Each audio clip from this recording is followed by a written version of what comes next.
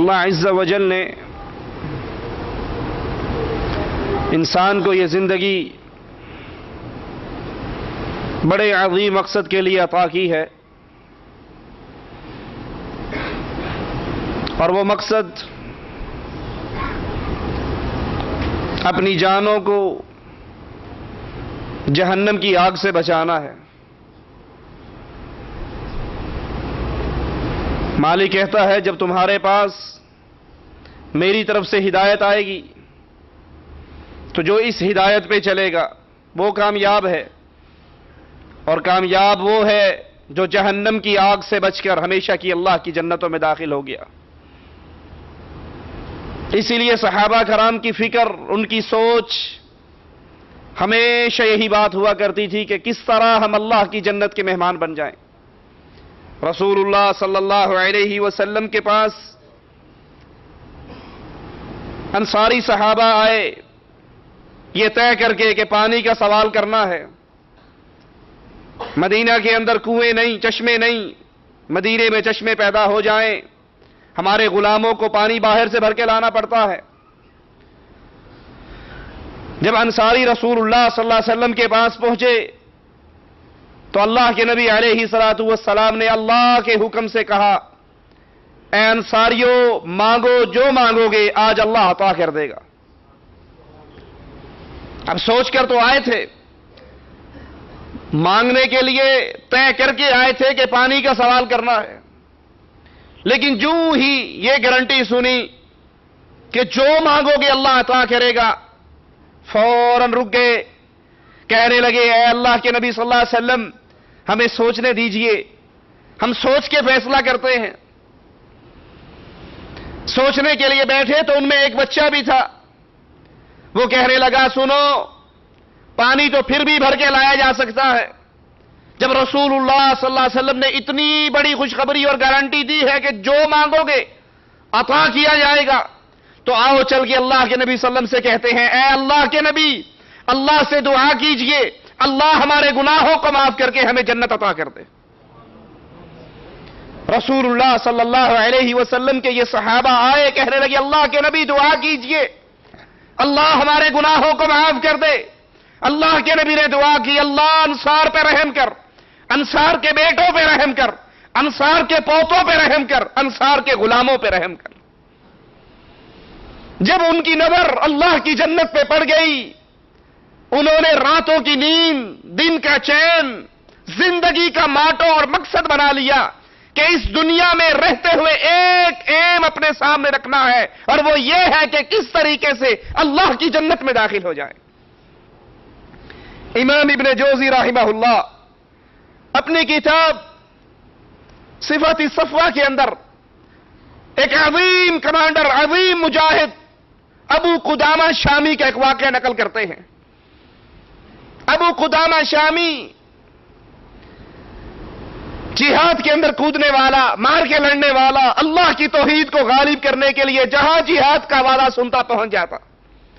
ایک دن حرم نبوی کے اندر بیٹھے ہوئے ایک شخص نے آ کر کہا ابو قدامہ تم نے اللہ کے لیے بہت جنگیں کی ہیں، ان جنگوں کے اندر کوئی بہترین واقعہ، عجیب واقعہ جو تمہیں محسوس ہوا ہو وہ سناؤ۔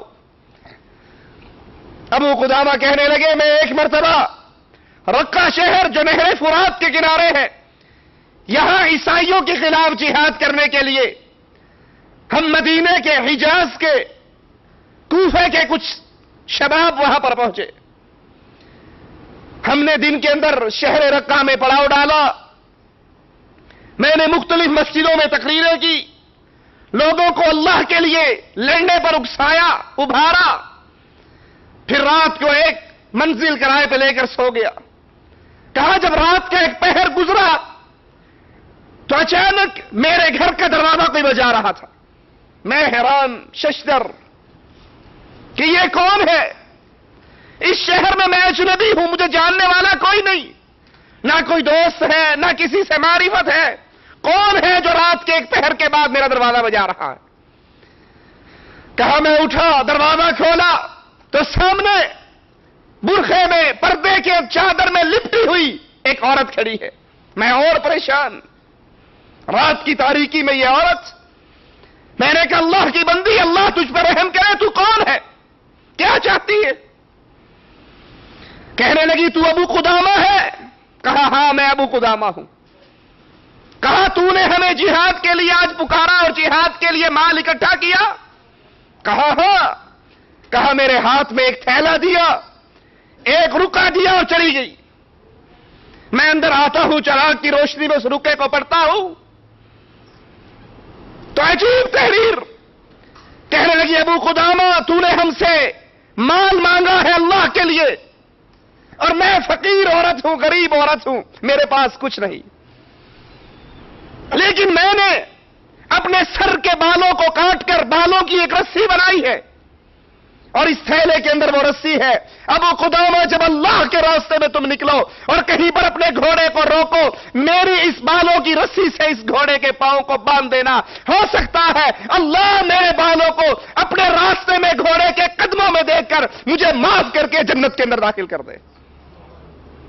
کہا میں حیران اس عورت پر، حالانکہ جو اس نے کام کیا ہے شریعت اس کی اجازت نہیں دیتی اس طریقے سے بالوں کو کاٹ کر رسی بنانا، لیکن جنت کے لیے اس کی حب، جنت کے لیے اس کی محبت، جنت کے لیے اس کی طلب یہ عجیب تھی۔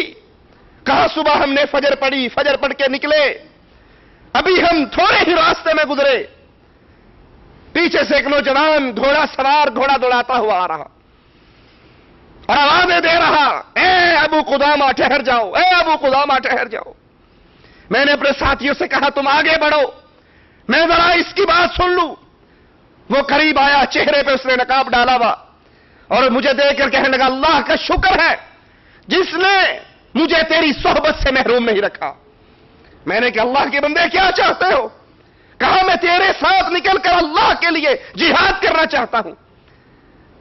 میں نے کہا اپنے چہرے سے نقاب کو اتارو، تمہیں دیکھ لوں، اگر تم جوان ہو قبول کر لوں گا، اور اگر تم معصوم بچے ہو واپس لوٹا دوں گا۔ اس نے اپنے چہرے سے نقاب اتارا تو چاند جیسا چہرہ، نوجوان بچہ، 15-16 سال اس کی عمر۔ میں نے کہا اللہ کے بندے، اللہ کے بندے، تم معصوم بچے ہو، یہ جہاد بڑا عظیم عمل ہے، تم واپس لوٹ جاؤ۔ کہا میری ماں نے مجھے یہ سبق پڑھا کے بھیجا تھا، بیٹا واپس نہیں آنا، وہ مجھے کبھی قبول نہیں کرے گی، اور اس نے تمہیں سلام کہا ہے۔ کہا تیری ماں کو میں کیا جانوں؟ کہا میری ماں وہی تو ہے جو رات کو آ کر تجھے تھیلا اور رسی دے کر گئی تھی، اور اس نے مجھے کہا بیٹا اللہ کے راستے میں جاؤ۔ میں نے کہا تیرا باپ زندہ ہے، جا اپنے باپ کی خدمت کر۔ کہا نہیں، پچھلے سال میرے باپ کو عیسائیوں نے قتل کیا، آج میں اپنے باپ کے قتل کا بدلہ لینے کے لیے آیا۔ میں نے کہا چلو ہمارے ساتھ۔ وہ جب بھی چلتا خدمت کا موقع سارا اپنے ذمہ لیتا، جہاں رکتا ہماری خدمت کرتا۔ کہا وہ ایک جگہ پر کھانا بنانے کے لیے ہم رکے تو کہنے لگا میں تمہارا خادم ہوں، تمہارے لیے کھانا میں تیار کروں گا۔ لشکر کے پڑاؤ سے تھوڑے فاصلے پر پتھروں کو اکٹھا کر کے اس نے آگ جلائی، ان کے نیچے اوپر ہنڈیاں رکھی، لیکن سفر سے تھکا ہوا ایک پتھر سر کے نیچے رکھ کر آرام کرنے کے لیے لیٹ گیا۔ ابو قدامہ کہتے ہیں میرے ساتھیوں نے کہا کہ وہ کھانا بنانے والا بہت دیر ہوگی نہیں آیا، جاؤ اس کی خبر لو۔ کہا جب میں اس کی خبر لینے کے لیے نکلا، کیا دیکھتا ہوں ہنڈیا چولہے پر ہے اور وہ پتھر سر کے نیچے رکھ کے سو رہا ہے۔ میں نے کہا یہ بہت تھکا ہوا ہے، میں اس کو نہیں اٹھاتا، میں ہنڈیا خود ہی بنا لیتا ہوں۔ لیکن اچانک وہ بچہ مسکرانا شروع ہوا، مسکراہٹ ہنسی میں تبدیل، ہنسی قہقہے میں تبدیل، اپنے ہاتھوں کو آگے بڑھاتا ہے، پھر ہاتھ کو نیچے کر لیتا ہے اور کہتا ہے کہ ٹھیک ہے کل ظہر کے بعد پھر ملاقات ہوگی۔ یہ کہہ کر اس کی آنکھ کھل گئی۔ مجھے دیکھتے ہی کہنے لگا چچا ہٹ جاؤ، کھانا میں بناؤں گا۔ میں نے کہا اللہ کی قسم نہیں، پہلے تو بتا یہ تیرا ماجرا کیا ہے؟ تو سوتے میں کبھی مسکراتا ہے، کبھی ہنستا ہے، کبھی ہاتھ آگے بڑھاتا ہے، کبھی ہاتھوں کو پیچھے کرتا ہے، یہ کیا ماجرا ہے؟ کہنے لگا ابو قدامہ یہ اللہ اور میرے درمیان ایک معاملہ ہے، اس کو پردہ رہنے دو۔ میں نے کہا نہیں، صحبت کا حق ہوتا ہے، مجھے بتا، ہو سکتا ہے یہ واقعہ میرے لیے بھی ہدایت کا باعث بن جائے۔ کہا چچا میں سویا ہوا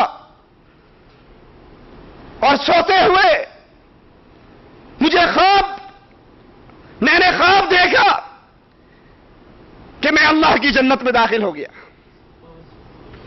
دودھ کی نہریں، شہد کی نہریں، عجیب منظر جو میں نے زندگی میں کبھی نہیں دیکھے، اور ایک محل کے سامنے سے گزرا، حسین و جمیل لڑکی ہے وہاں پر موجود، اور ایک ان میں سے میری طرف اشارہ کر کے کہہ رہی ھذا زوج المرضیہ، یہ مرضیہ کا خامند، یہ مرضیہ کا زوج۔ میں نے اس سے کہا کیا تو مرضیہ ہے؟ کہنے لگی نہیں، اس محل کے اندر داخل ہو جا، اس محل کے اندر مرضیہ ہے، میں تو مرضیہ کی خادماؤں میں سے خادمہ ہوں۔ کہا میں اس محل میں داخل ہوا، سونے کا پلنگ جس پہ جنت کی ایک حور بیٹھی ہوئی، اور مجھے دیکھ کر کہنے لگی اللہ کا شکر ہے جس نے مجھے تیرے لیے اور تجھے میرے لیے پیدا کیا۔ میں نے اس سے پوچھا میں کہاں ہوں؟ کہا تو جنت میں ہے۔ میں نے پوچھا تو کون ہے؟ کہا میں ہمیشہ تیرے ساتھ رہنے والی تیری جنت کی حور تیری بیوی ہوں۔ کہا میں نے اپنے ہاتھ کو آگے بڑھایا، اس نے پیار سے میرا ہاتھ پیچھے کر کے کہا نہیں ابھی نہیں، کل ظہر کے بعد ملاقات ہوگی، کل ظہر کے بعد ملاقات ہوگی۔ میں نے اس سے کہا بھتیجے تو نے بڑی خیر دیکھی ہے، بڑی اچھی چیز دیکھی ہے۔ اس کے بعد ہم نکلے، کفار سے مقابلہ ہوا، صفیں سیدھی ہوئی، ہر کوئی اپنے پیارے کو اپنے قریب کر رہا، اپنے دوست کو اپنے قریب کر رہا، لیکن میں نے سوچا اس نوجوان کا تو کوئی نہیں۔ میں نے اس کی تلاش لشکر میں کرنی شروع کی تو کیا دیکھتا ہوں یہ بچہ پہلی صف کے اندر کھڑا ہے۔ میں نے کہا بیٹا تجھے جہاد کا کوئی اندازہ ہے، کوئی تجربہ ہے؟ کہا نہیں چچا، اللہ کی قسم یہ میرا پہلا مقابلہ ہے کفار کے ساتھ۔ میں نے کہا اللہ کے بندے پہلی صف میں نہ ٹھہر، آخری صف میں ٹھہر، اگر فتح ہوئی تو بھی ہمارے ساتھ فتح پائے گا، اور اگر مسلمانوں پر کوئی مصیبت نازل ہوئی تو سب سے پہلے مقتول تو نہ ہوگا۔ میں نے اس کے ہاتھ کو پکڑا پیچھے کھینچنے کے لیے، کہنے لگا چچا کیا تم چاہتے ہو میں آگ میں جاؤں؟ میں نے کہا استغفر اللہ، آگ سے بچنے کے لیے تو ہم نے کلمہ پڑھا اور جہاد کے لیے آئے۔ کہا چچا اللہ نے اپنے قرآن میں کہا جب تم کفار کے سامنے کھڑے ہو جاؤ پھر تم میں سے جو پشت موڑ کے بھاگے گا وہ جہنم کے اندر جائے گا۔ چچا میں پشت موڑنا نہیں چاہتا۔ میں نے کہا بیٹا نہیں، اس آیت کا وہ معنی نہیں جو تم لے رہے ہو، میں اس کو پیچھے دھکیل رہا ہوں اور وہ اپنا ہاتھ چھڑا رہا ہے۔ اسی دوران جنگ کا آغاز ہو گیا، جنگ شروع ہوئی، تلواریں بلند ہوئی، گردنیں کٹی، ہاتھ اڑے، خون کی ندیاں بہی۔ بالآخر ظہر کے بعد اللہ عز و جل نے مسلمانوں کو عیسائیوں پر فتح دے دی۔ اپنے پیاروں کو تلاش کرتا ہے، ان کی لاشوں کو تلاش کرتا ہے۔ میں اس بچے کی تلاش کے اندر نکلا، میں اس بچے کی تلاش میں نکلا، کیا دیکھتا ہوں وہ پھول جیسا چہرہ زخموں سے چور ہوا ہوا، اور لوگوں سے کہہ رہا ابو قدامہ کو بلاؤ، میرے چچا ابو قدامہ کو بلاؤ۔ میں اس کے سرہانے پہ گیا، سرہانے پر بیٹھا، میں نے کہا بھتیجے میں ابو قدامہ ہوں۔ کہا اللہ کا شکر ہے جس نے مجھے اس وقت تک زندہ رکھا جب تک میں تجھے وصیت نہ کر دوں، اور میری وصیت یہ ہے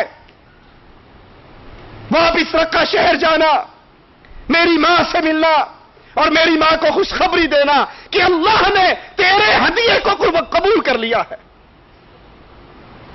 اور میری ماں آپ کی بات میں یقین نہیں رکھے گی بلکہ میرے جسم پہ یہ کٹے پھٹے ہوئے خون سے بھرے ہوئے کپڑے یہ لے کر جانا اور میری ماں کو دکھانا۔ یہ کہتے ہی اس کی زبان سے آخری جملہ جو نکلا وہ یہ تھا چچا میں مرضیہ کی خوشبو اپنے سرہانے پر پا رہا ہوں۔ یہ کہا اور اس کی روح پروان ہو گئی۔ کہا میں نے اس بچے کے کپڑے لیے، اب میرا سب سے بڑا غم اور ہم یہی کہ کسی طرح اس کی ماں تک جا کر یہ پیغام پہنچا دوں۔